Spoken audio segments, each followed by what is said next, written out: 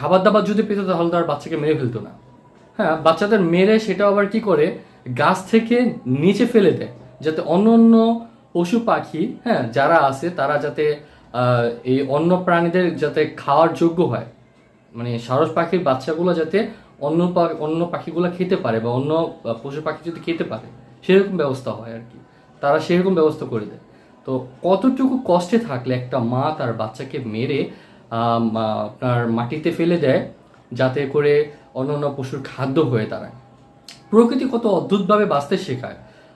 আসলে প্রকৃতিতে সুন্দরভাবে বাঁচতে দিন, আশেপাশে থাকা পশু পাখিগুলোকে একটু খেতে দিন, তখন দেখবেন সারস পাখির মতো যা অন্যান্য পাখিগুলো আছে তারাও কি করবে, তাদের বাচ্চাদেরকে খাবার দিতে পারবে, তাদের বাচ্চারা ভালো ভালো খাবার পাবে।